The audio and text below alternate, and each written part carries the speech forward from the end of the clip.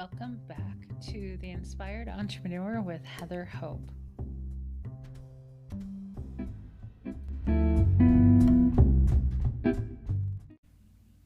Hey guys, welcome back. This is Heather Hope. Okay, so happy Wednesday. What do they call this? Happy Hump Day. I haven't said that in a while. January 27th, 2021. How is your year coming along so far? Has it been a lot better? Are things getting better? I really stay as much as I can off of the news. I always did, but occasionally I fall into it. But anyway, it really doesn't matter. But so anyway, let me know how things are going in your life. Hopefully it's all is well and getting better and getting happier and all that good stuff. So if you're new here, I am a person who talks about the law of attraction.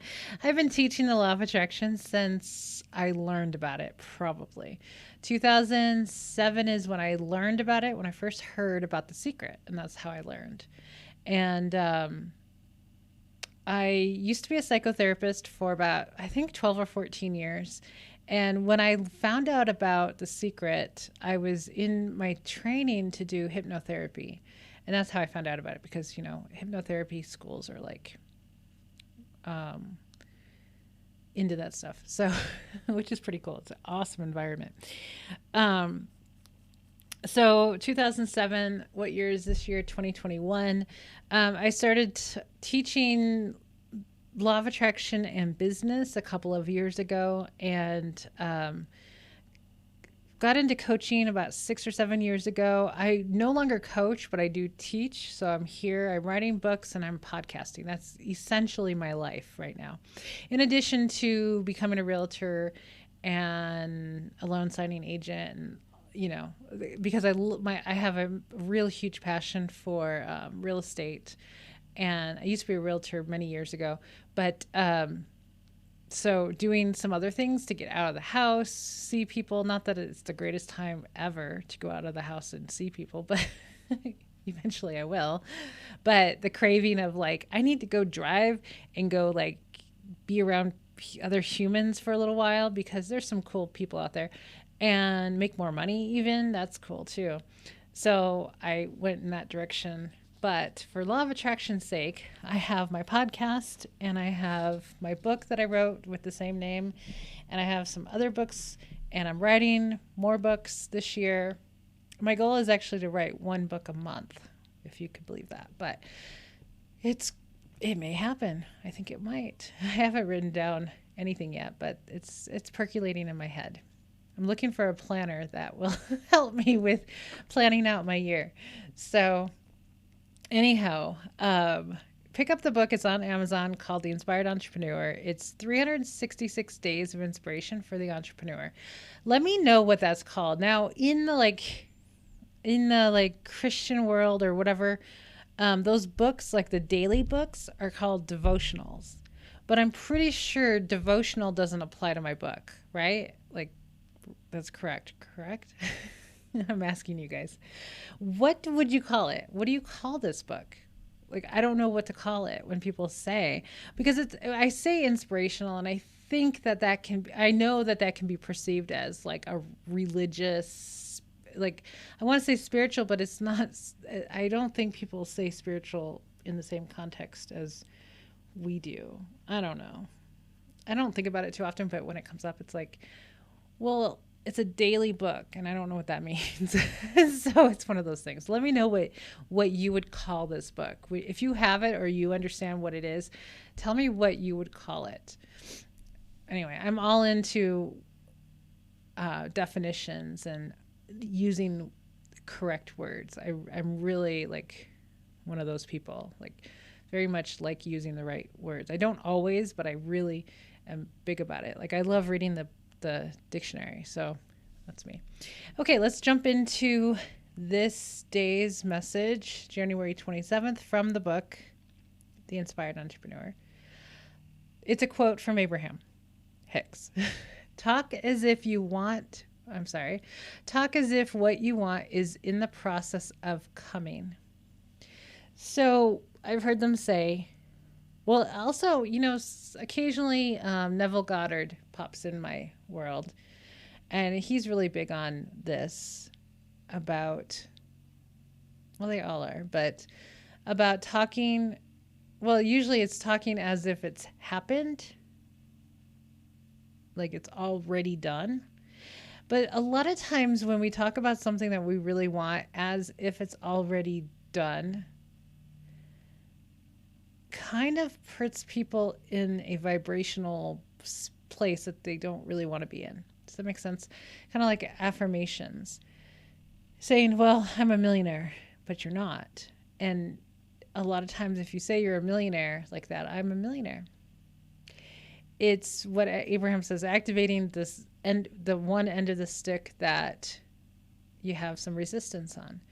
So because, like you kind of know that you don't have $1 million in your physical bank account right now, right? So it kind of sometimes, a lot of times backfires. So what can bridge that vibrational gap is by talking about it as if it's coming. And one of the things that it does, I talked about this yesterday, is that it massages your belief system over time. Over time, you'll start believing it. The more you say this, like, so, say you want a relationship. And so you're single and you really want to be married, or let's not talk about marriage, but you want to find a really cool person. And so the way to talk about that is, well, when my perfect guy shows up, when my perfect guy shows up, we're going to check out that restaurant, or, we're going to go on this vacation, or, don't go around town talking to people about your fake husband, but I joke, but like to your friends, once in a while, it doesn't hurt, or to yourself, doesn't matter. You can be driving down the street by yourself and you'll be like, oh, that's such a cool couples massage. That's a cool idea. That's so romantic. So we're going to do that when my guy shows up, and, oh yes, these flowers. Yep, he's going to pick those flowers out, and it's going to be really pretty, and he's going to buy me flowers every week, if that's important to you. Talk about like pre-paving this relationship, or attracting the one that you really want. Like, talk about the things that really matter to you. Like, if you really like the idea of couples massages, that's great. If you really love flowers and love receiving flowers, perfect. If you don't manifest that.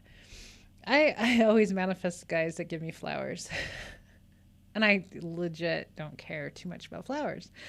So, I think they're pretty, and I used to buy them for myself. And I think that might be the thing. I think I prefer buying them for myself than a man buying them for me. Now, my husband, it's a rare occasion that my vase is empty. And I don't want to sound ungrateful, because he's a great guy, and I think it's just one of those things. I'm going to ask him, because he's pretty honest about things. I'll grill him if I don't think he's honest, but because I really want to know. Like, we're really big on honesty. But does he like buying me flowers, or does he think that buying flowers is just the good guy thing to do? You know what I mean? Like, what's the intention of buying the flowers? I think he's going to say he likes buying them for me. I really do. I think he's going to say he enjoys buying them for me. So it's about his enjoyment about buying the flowers. I like them, but it's one of those things, kind of like when they're always there, they're just always there. And it's like a lot less appreciation for them, because they're just always there. Does that make sense? And like, I always appreciate effort. I always appreciate when men do things. Like, I really do. I love when men actually do things. I've dated guys that don't do shit. So I appreciate the ones that really do try and do things and stuff. But I always want the intention to be a good intention. Don't do it because some book or some article said it. There was something a couple weeks ago, something he was saying, and I kept saying to him, I'm like, oh, you read some article, didn't you? Because I just read right through it. I don't know if he did or not, but he kept saying he didn't. I'm like, that sounds like a stupid relationship article, and that's why you're saying it. So anyway, but my other thing is, the way that I attracted a really great guy after dating a lot of not so great guys is by dating myself. So, when I say, like, when you look at flowers and say, oh, my guy's going to buy me those flowers and whatever. Like, if you want flowers, buy them for you. Buy them for yourself. Because that's what I did. I really took great care of myself when I stopped dating losers and just stayed happily single. I got myself to be happy, really, really, really happy being single.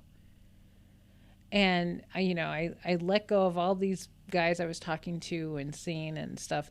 And I bought myself flowers every week. I really enjoyed buying myself flowers because I got to pick out the exact ones I wanted. I'm really, really, I love putting arrangements together for me, or, like, I guess that's the enjoyment for me, is buying them for me, because I get to pick them out and I get to arrange them with something else. And I have the vision, and that really makes me happy. But since I've been with my husband, I don't know if I've bought myself flowers in 3 years, because he buys them. And I guess maybe for me, it's just not the same. Okay, so I'm having my own therapy session here. But because I'm very insanely independent. So it's like, I really enjoy doing things for myself. Like, I've gotten to that point. Back when I was single, I got to that point of enjoying doing things for myself. And so, yeah, anyway, I'll think about that later. So maybe I'll go buy myself flowers, like, legit. I think I will this week because then I get to pick out what I really, really want. There's this thing with the guys that I've been with of, like, I'll say, like, some certain flower I like one time, and then that's all they buy me for, like, years. My first ex-boyfriend that we were together for 14 years, he would buy me purple roses because, roses are romantic, whatever. And purple is my favorite color. But I have never said that I liked purple flower or perfect. Sorry, I can't talk. I've never said that I liked purple roses. So for years, I'm just like, okay. I mean, it wasn't like all the time, but it was like, it was the thing. And I know it's the thought that counts and all that good stuff. But it's like one of those things, like, does she really like the flowers that you buy her? Or does she want something else? Or, like, the intention really means a lot for me. So, anyway, like, roses are cool. I hate buying them because they die too quickly. Like, I told Roger to stop buying me roses a while back because they piss me off. They just die in like 2 days. So, and I like red roses and I like a couple others. So anyway, that's enough of talk about flowers, but I'll probably manifest flowers today. He just bought me flowers the other day, but I'll probably, because I'm talking so much about flowers, I'll probably get some randomly this week. Anyway, talk as if what you want is in the process of coming. The money is coming. It's on its way. The lover is coming. He's on his way, or she's on her way. The perfect job is on its way. Like, it's just there. It's coming. It's coming. It's coming. It's coming. Rather than, when is it coming? Why hasn't it come yet? What am I doing wrong? There's nothing out there. It's pointless. Everybody's a loser. I'm a loser. All this bullshit, right? You have to stay focused, future oriented in this regard of, it's coming. It's coming. It's that feeling of hope, right? Hope is like that feeling of, I think I believe it's coming. I believe that it's coming. So there you go. Talk as if it's in the process of coming. Like, the day that I win the lottery, that's coming. It's going to be really exciting. And, that's part of the whole visualizing, writing things down, or writing, your vision down.